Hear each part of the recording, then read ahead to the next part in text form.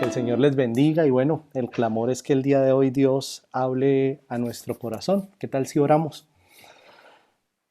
Padre Celestial, clamamos que hables a nuestra vida, Señor.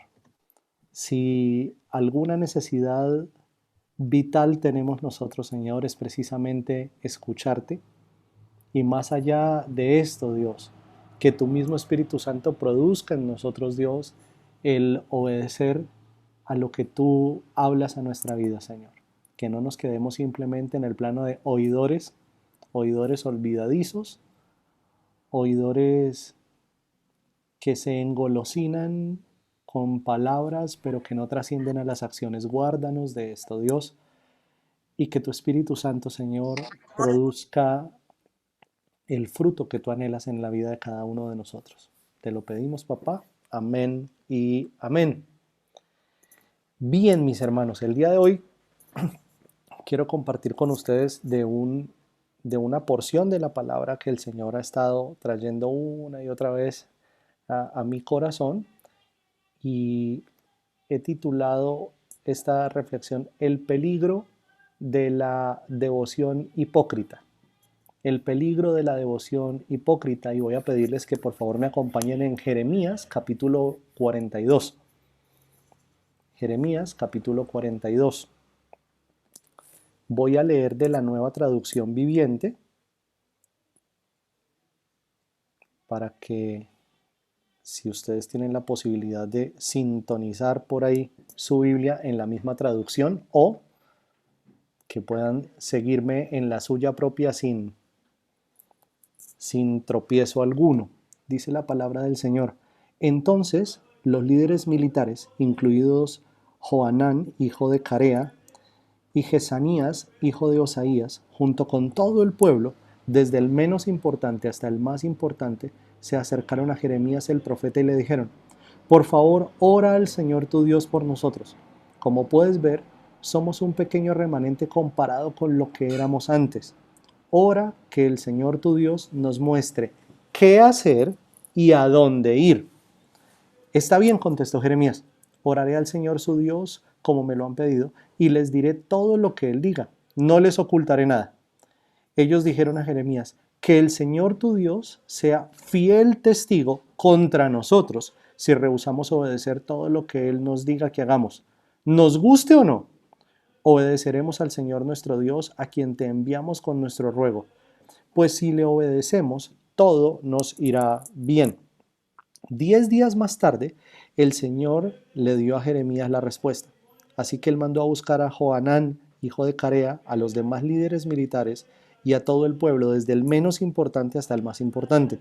Les dijo: ustedes me enviaron al Señor Dios de Israel con su petición, y esta es la respuesta: permanezcan aquí en esta tierra. Si lo hacen, los edificaré y no los derribaré. Los plantaré y no los desarraigaré, pues lamento todo el castigo que tuve que traer sobre ustedes. No teman más al rey de Babilonia, dice el Señor, pues yo estoy con ustedes, los salvaré y los libraré de su poder. Seré misericordioso con ustedes al hacer que Él sea amable para que les permita quedarse en su propia tierra.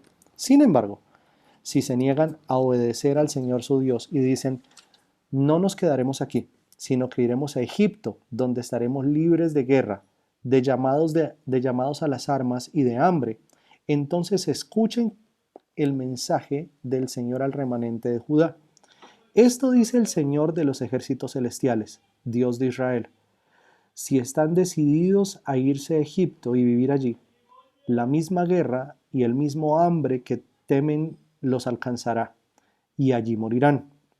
Este es el destino que les espera a quienes insistan en irse a vivir a Egipto. Efectivamente morirán por guerra, enfermedad y hambre. Ninguno escapará del desastre que traeré sobre ustedes. Esto dice el Señor de los ejércitos celestiales, el Dios de Israel: así como se derramó mi enojo y mi furia sobre la gente de Jerusalén, así se derramará sobre ustedes cuando entren a Egipto. Serán objeto de condenación, de horror, de maldición y de burla, y nunca más volverán a ver su tierra natal. Escuchen, ustedes los que forman el remanente de Judá. El Señor les ha dicho: no se vayan a Egipto. No olviden la advertencia que hoy les di, pues no fueron sinceros cuando me enviaron a orar al Señor su Dios por ustedes. Dijeron, solo dinos lo que el Señor nuestro Dios dice y lo haremos. Hoy les he transmitido exactamente lo que Él dijo, pero ahora ustedes no obedecerán al Señor su Dios más que en el pasado. Así que tengan por seguro que morirán por guerra, por enfermedad y hambre en Egipto, donde todos ustedes insisten en ir. Amén. Un momento de extrema convulsión para el pueblo de Jerusalén. Ya para este momento Jerusalén ha sido devastado, ya para este momento Jerusalén ha sido invadido, sus murallas han caído, sus puertas han sido quemadas, buena parte del pueblo ha sido llevado cautivo a Babilonia, pero queda algo que una y otra vez aparece en el texto bíblico, un remanente, un poquitico de personas allí. Y entre ese poquitico de personas está el profeta Jeremías. Ahora, entre esos pocos que han quedado, todavía hay algunos líderes, todavía hay algunas personas que ostentan alguna dignidad, hay personas que tienen algún grado de autoridad y personas que de alguna manera gozan de la confianza del resto del pueblo. Personas que, como todos los aquí presentes, desarrollamos algún tipo de liderazgo dentro del pueblo del Señor. Ahora, para todos nosotros es completamente normal y completamente transparente el asunto de, hermanos, tengo esta petición, oren por mí. De hecho, recién acabamos de estar orando los unos por los otros, incluso hasta por personas que no conocemos. El tema es, y cuando oramos y cuando estamos ejercitando nuestra devoción y nuestra búsqueda de la voluntad del Señor y levantamos nuestro clamor al Señor, ¿para qué oramos? ¿Para qué oramos? ¿Para que Dios nos dé gusto? ¿Oramos para que Dios satisfaga los anhelos de nuestro corazón? ¿O genuinamente estamos clamando que la voluntad del Señor sea la que se haga en nuestra vida?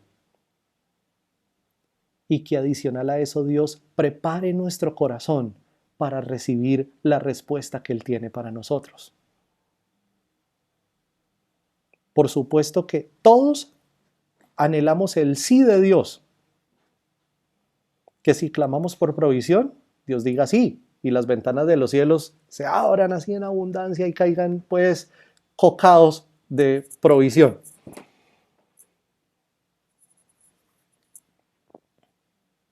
Pero ¿y si Dios igualmente abre los cielos y no viene esa abundante provisión, sino que Dios nos trae con lo justo o incluso permite que venga escasez sobre nuestra vida?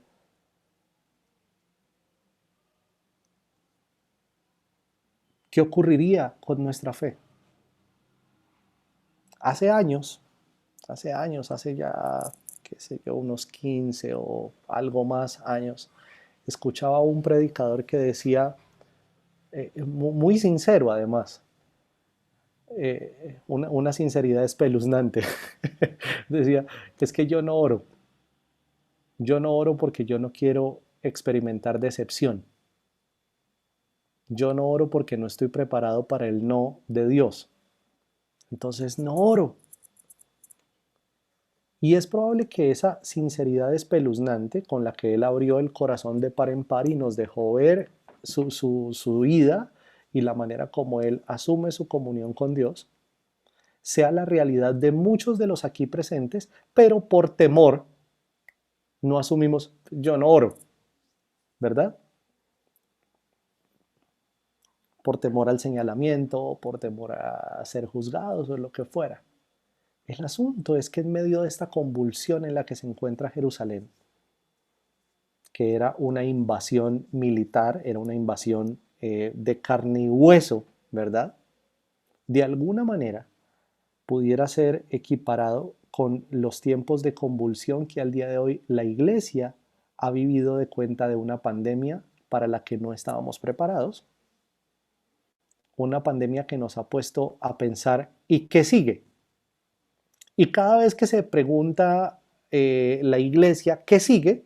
Volvemos a quedar en las mismas, porque nadie tiene una respuesta para eso, nadie sabe qué sigue. Y si no sabemos qué sigue, con dificultad sabemos cómo comportarnos en lo que no tenemos idea que viene, ¿verdad? Y entonces oramos. El asunto es si verdaderamente nuestro corazón está inclinado a recibir la voluntad de Dios, o la devoción se ha convertido en un mero acto diplomático, en una mera cortesía, pero yo ya sé por dónde me quiero ir. Yo ya sé qué es lo que quiero hacer con mi vida. Yo ya sé por qué abismo me quiero botar, pero quiero cumplir el requisito, solamente la cortesía de oremos al Señor. Es más, me atrevo a pedir oración, oren por mí, pero al final de cuentas yo ya sé que voy a terminar haciendo lo que a mí se me da la gana. Y es precisamente este cuadro el que está graficado aquí en Isaías 42.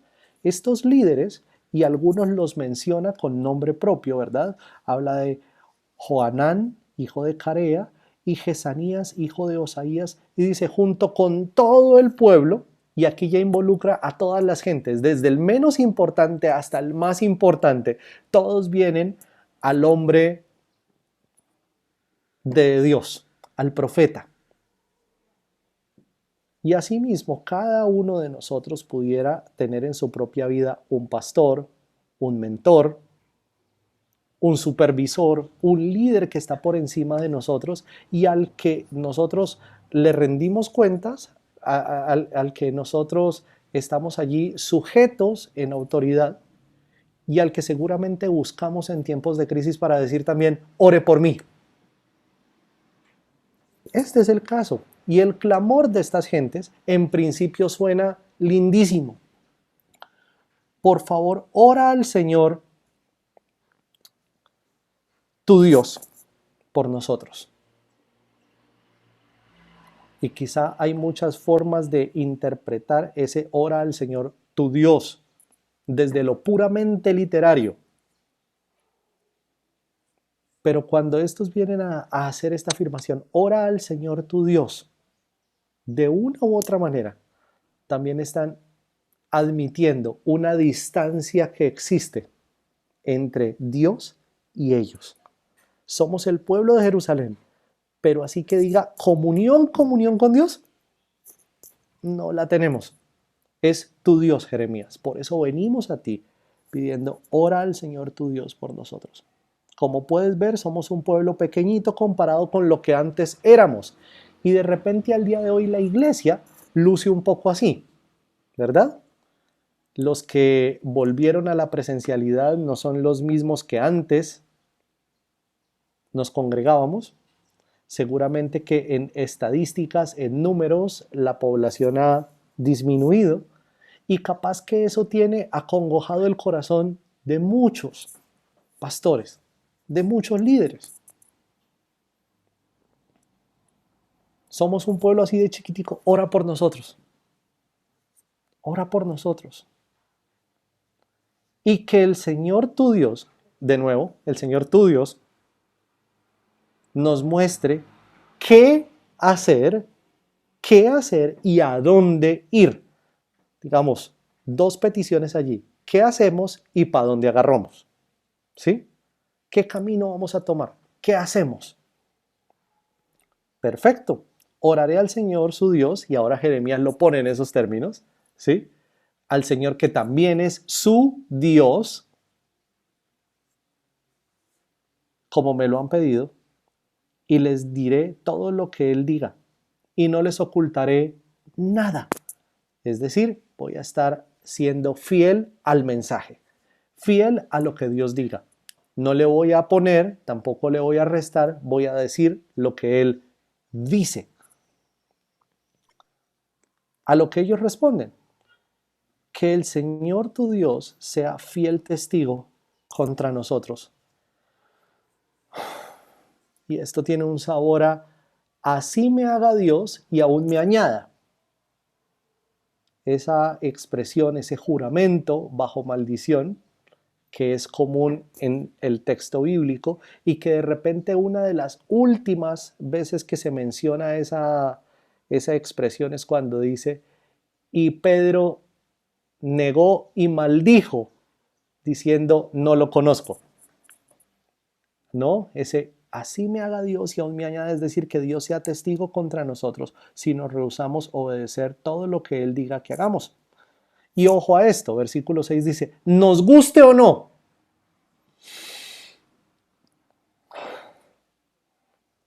De repente uno de los atributos más alentadores, pero por otro lado más asustadores de Dios, es su soberanía. Porque sabemos que Dios puede decir sí a lo que estamos clamando, pero perfectamente Dios puede decir no, porque Él es rey, porque Él es soberano y porque es su voluntad la que se hace, no la de nosotros.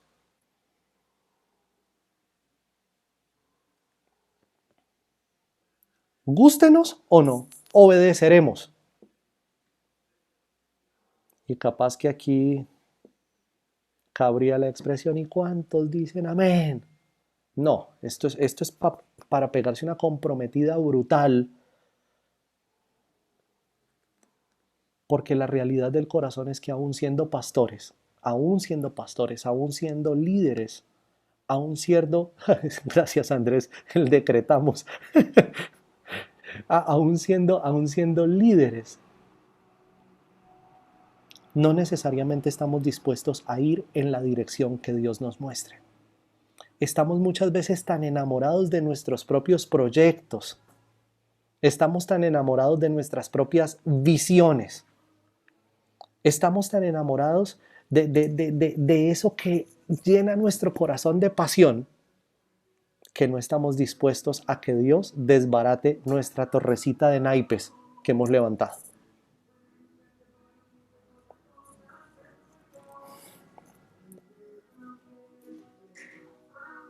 Y dicen, pues si obedecemos, todo nos irá bien. Ahora, esto que están diciendo no es mentira, pero aparte de eso hay también testimonio suficiente en el texto bíblico y quizá uno de los más conocidos es el de Josué 1, ¿no? De día y de noche meditarás en este libro de la ley para que guardes y hagas todo lo que en él está escrito. Y entonces, ¿qué ocurrirá? Entonces Dios hará prosperar, y ojo con ese prosperar, Dios hará prosperar tu camino, ¿sí? Como que las cosas irán bien en la medida que seamos siervos de la palabra, en la medida que sometamos nuestra vida a lo que mismo Dios está mostrándonos, indicándonos. Y digamos que hasta aquí todo luce de maravilla, qué devoción tan espectacular la de estos líderes, qué personas tan entregadas, qué personas fieles, tan fieles que se atreven a poner a Dios como testigo en contra suya propia, ¿no?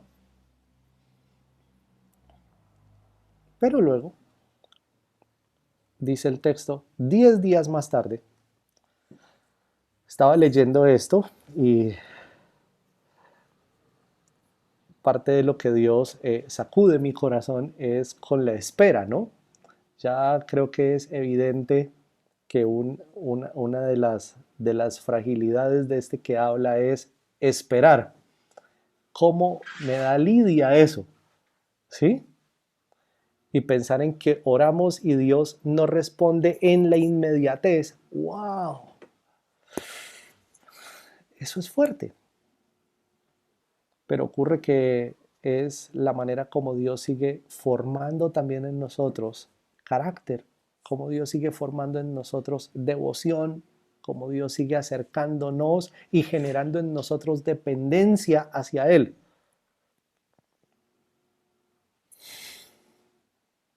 10 días después el Señor le dio a Jeremías la respuesta.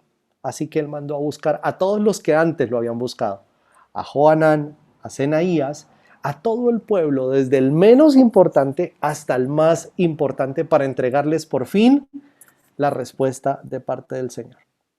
Y ojo a la respuesta del Señor. Ustedes me enviaron al Señor, Dios de Israel, con su petición, y esta es la respuesta: permanezcan aquí. Permanezcan. Permanezcan.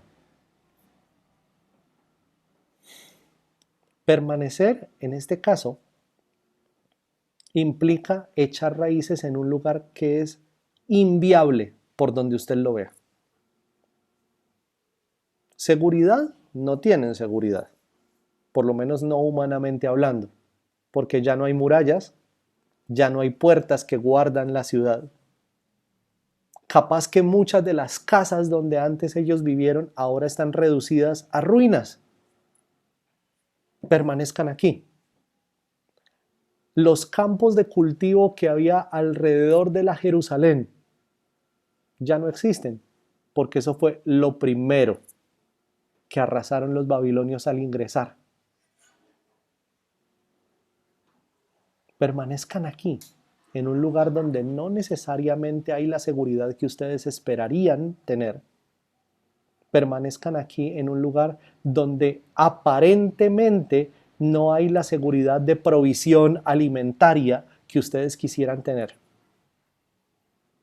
Permanezcan aquí en un lugar que no trae una buena recordación para ustedes, porque la recordación que tienen es el lugar que fue destruido y de donde fuimos arrancados para ser llevados como esclavos. Permanezcan aquí. Pero ojo, si lo hacen, los edificaré y no los derribaré.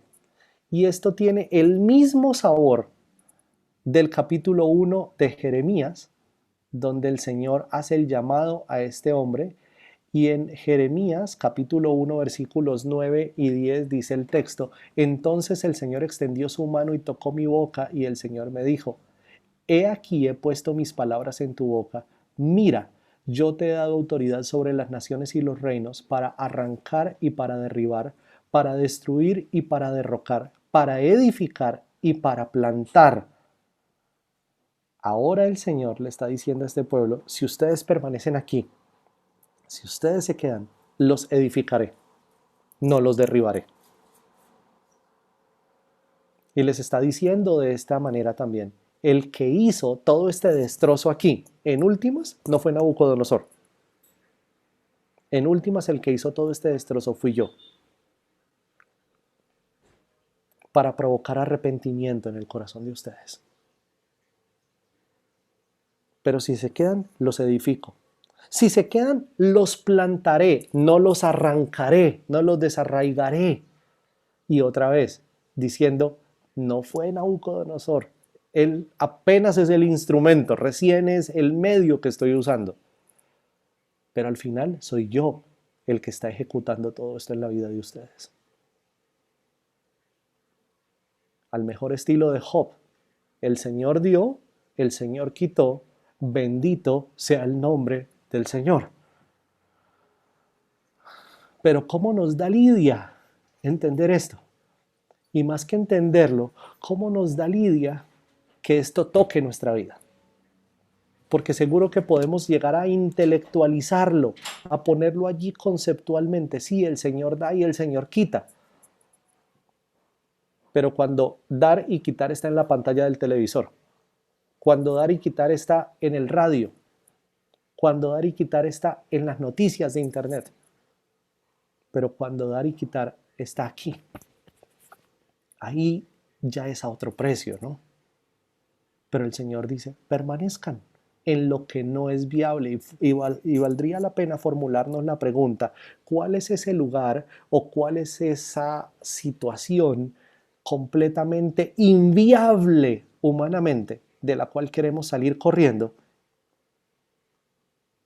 y de la que Dios nos está diciendo: quédense ahí? Quédense ahí.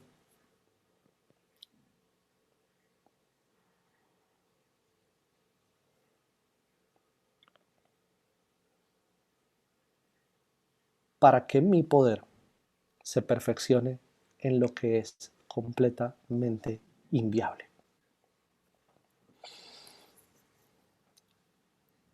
No teman al rey de Babilonia.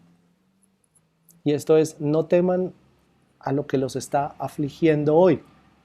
Si a alguien debemos nosotros temer, no es al rey de Babilonia. Como les decía, al final de cuentas este es apenas el que está siendo usado por el Señor para ejecutar juicio. Pero si a alguien debemos temer es a Dios mismo. En las palabras de Jesús, no teman al que mata el cuerpo.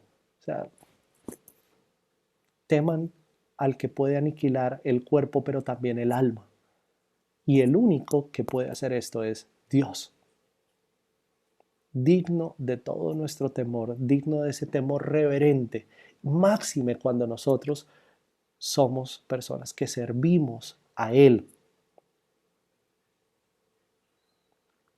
No teman al rey de Babilonia, porque yo estoy con ustedes, los salvaré y los libraré de su poder. Y seré misericordioso con ustedes al hacer que Él les dé un trato amable. En otras palabras, la prueba no la quito, pero se las hago llevadera. La prueba no la quito, porque igual tengo un propósito con eso, pero se las hago aguantable, soportable. Y ahí está la misericordia del Señor. Ay, Señor, más misericordia y quítanosla del todo. Otra vez, tan altos son los caminos del Señor que no los podemos terminar de discernir. Tan altos son los pensamientos del Señor que no pueden caber en nuestra cabeza. Pero sabe Dios que mismo es lo que hay en el corazón de esta gente, una devoción hipócrita. Por donde Dios diga que nos vayamos, por ahí nos metemos. Lo que Dios diga, mejor dicho, eso lo hacemos. Sin embargo, si se niegan a obedecer, dice el Señor, y dicen, no nos quedaremos aquí, sino que iremos a Egipto. Hoy día, uno de los pensamientos que asiste a muchos en nuestro país, y hablando no solamente en términos de pandemia, sino del denso panorama que se vive no en Colombia, pero en Latinoamérica, donde tenemos crisis de liderazgo, crisis de Estado, crisis de gobiernos, crisis de todo. Ya algunos han comenzado a empacar los corotos y dicen, ¿y si queda fulano? Yo me largo. ¿Sí? Y si queda el otro fulano, igual me voy.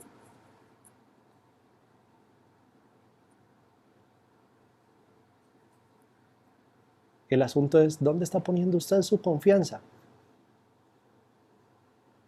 ¿En un líder humano? ¿En un presidente? ¿En un sistema de gobierno? Decimos que somos parte del reino de los cielos.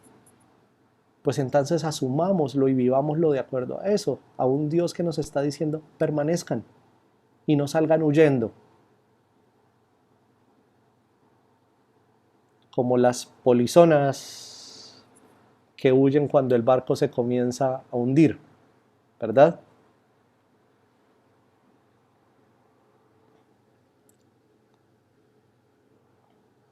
Cuando se vayan a Egipto, dice, se van huyendo de muerte, pero es lo que van a encontrar allá. Se van huyendo de enfermedad, pero es lo que allá van a encontrar. Se van huyendo de hambre, pero es lo que mismo van a encontrar allá. Porque ocurre que el mismo Dios que gobierna sobre Jerusalén es el mismo Dios que gobierna sobre Egipto. Mía es la tierra y su plenitud, el mundo y todos los que en él habitan. Y otra vez, Dios no es un Dios territorial. Dios gobierna sobre toda la creación. Y si sobre toda la creación necesitamos recordar al Salmo 139 que nos dice, ¿a dónde podré huir de tu presencia? ¿A dónde me podré esconder de tu Santo Espíritu? y otra vez. El llamado no es salga corriendo como un pollo sin cabeza, sino confíe en Dios. Esto que al día de hoy consideramos inviable es el inviable en el que Dios una y otra vez se ha glorificado. Este asunto de dinos lo que sea que Dios quiere que hagamos y nosotros lo hacemos. Preguntémonos si de verdad ahí está nuestro corazón o estamos incurriendo en lo que también el Señor censura en el capítulo 5 de Eclesiastés, cuando dice, guarda tus pasos cuando vas a la casa del Señor y acércate a escuchar, ojo, a escuchar en vez de ofrecer el sacrificio de los necios, porque estos no saben que hacen el mal. No te des prisa en hablar, ni se apresure tu corazón a proferir palabra delante del Señor, porque Dios está en el cielo y tú en la tierra. Por tanto, sean pocas tus palabras, porque los sueños vienen de la mucha tarea y la voz del necio de las muchas palabras. Cuando haces un voto a Dios, no tardes en cumplirlo, porque Él no se deleita en los necios. El voto que haces, cúmplelo. Es mejor que no hagas votos a que hagas votos y no los cumplas. No permitas que tu boca te haga pecar, y no digas delante del mensajero de Dios que fue un error. ¿Por qué ha de enojarse Dios a causa de tu voz y destruir la obra de tus manos? Porque en los muchos sueños y en las muchas palabras hay vanidades. Tú, sin embargo, teme a Dios. Y el mismo llamado de teme a Dios, que está en Jeremías 42, ahora lo encontramos en Eclesiastés 5, ¿verdad? Cuando dice, en lugar de estar haciendo tantos planes, tantos proyectos, tantas elucubraciones, teme a Dios. En lugar de ya estar pensando a dónde vamos a ir a dar si las cosas no resultan como las queremos, teme a Dios. Tenemos el peligro latente de la devoción hipócrita. Hermano, ore por mí, porque es que usted sí tiene palanca con Dios. Ore por mí, que es que a usted Dios sí lo escucha, usted es el ungido del Señor, ¿sí? Y parece una cosa ridícula, parece una cosa estúpida, parece hasta chiste. Pero resulta que aún en medio de nosotros existe ese pensamiento de a usted Dios sí lo escucha.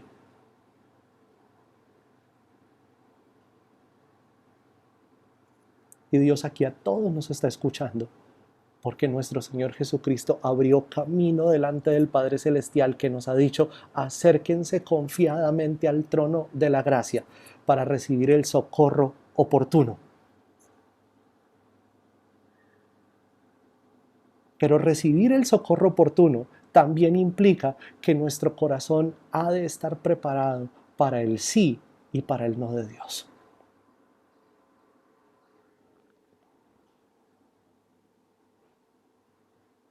¿Qué hacemos y a dónde nos vamos? Permanezcan, permanezcan y déjense edificar.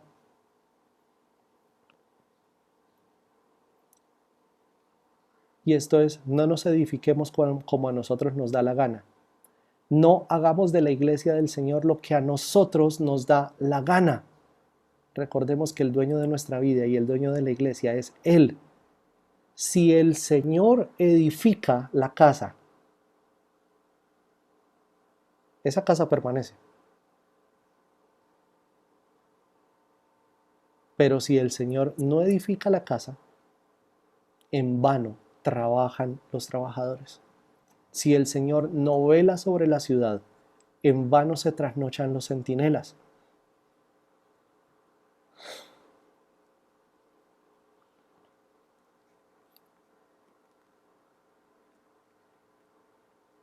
No se vayan a Egipto, dice el Señor.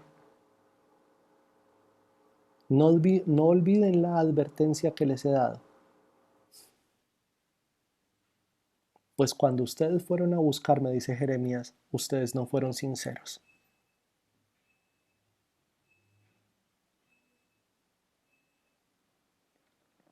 Dinos lo que sea y lo hacemos. ¿Seguros? Dinos para dónde y cogemos camino. ¿Y qué tal que el Señor no nos quiera agarrando camino, sino permaneciendo donde estamos? Ay, pero es que esto aquí, Señor, es que si tú estuvieras, Dios está. Es que si tuvieras este peladero, Dios no solamente lo ve, Dios lo hizo y Dios nos puso donde quiera que nosotros estemos. Y no se equivocó Dios al ponerlo a usted y al ponerme a mí donde nos puso. Si vamos a levantar oración, que no sea solamente para que Dios satisfaga el antojo de nuestro corazón. Si vamos a levantar oración, que a través de ese clamor Dios prepare nuestro corazón para recibir su santísima respuesta. ¿Cuál es esa respuesta? No tengo idea. Pero cualquiera que sea que Dios nos sane o que decida no hacerlo, sea que Dios nos provea o que decida no proveernos, sea que Dios nos diga márchese o que Dios nos diga permanezca, que Dios nos dé la gracia de hacer su voluntad y no de hacer estúpidamente lo que estos han hecho. Dice el apóstol Pablo, escribiéndole a los Corintios, todo esto que fue escrito en la escritura, que está allí en la palabra del Señor, ha sido dejado para testimonio de nosotros, para que examinemos nuestra vida a la luz de esto y no incurramos nosotros en los mismos pecados que otrora estas personas cometieron. ¿Clamaron? Sí, clamaron, pero no con sinceridad. Clamaron como un mero requisito de cumplir, pura diplomacia, para poder después decir, es que nosotros fuimos donde Jeremías y Jeremías nos dijo, para poder limpiarse las manos. El asunto es que aquí el Señor manifiesta su carácter y dice, yo conozco la intención del corazón, que no están clamando con sinceridad.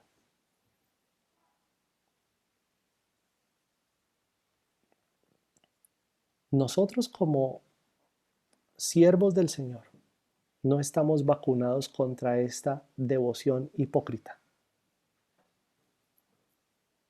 Los que fueron a buscar a Jeremías eran líderes. Los que al día de hoy estamos aquí reunidos somos líderes. Póngale el nombre que quiera, líder, siervo, hermano, pastor, lo que quiera ponerse. Pero Dios nos puso en un rol de liderar la iglesia. ¿Y estamos pidiendo oración? Claro que sí. ¿Y debemos seguirlo haciendo? Claro que sí. Pero otra vez, no que Dios haga lo que a nosotros se nos antoja, sino que nosotros podamos hacer el antojo o la voluntad de Dios. Porque esa voluntad es buena, es agradable y es perfecta. La de nosotros es falible, completamente falible, de principio a fin. ¿Qué tal si respondemos hoy en oración a esto? Pero en una oración silenciosa. Que cada uno, por favor, pueda tomarse 1 o 2 minutitos para estar allí en silencio, orando y respondiéndole al Señor de lo que Él nos ha hablado.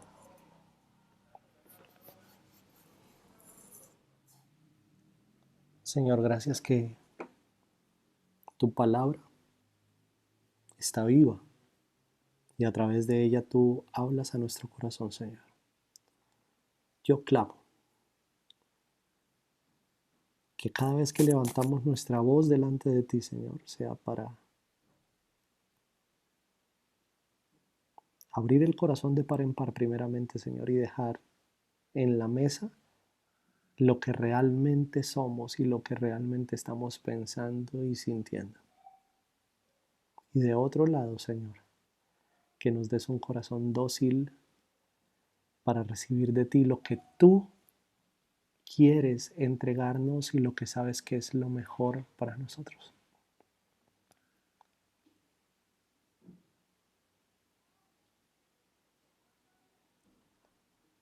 Cada vez que pienso en ustedes le doy gracias a mi Dios y siempre oro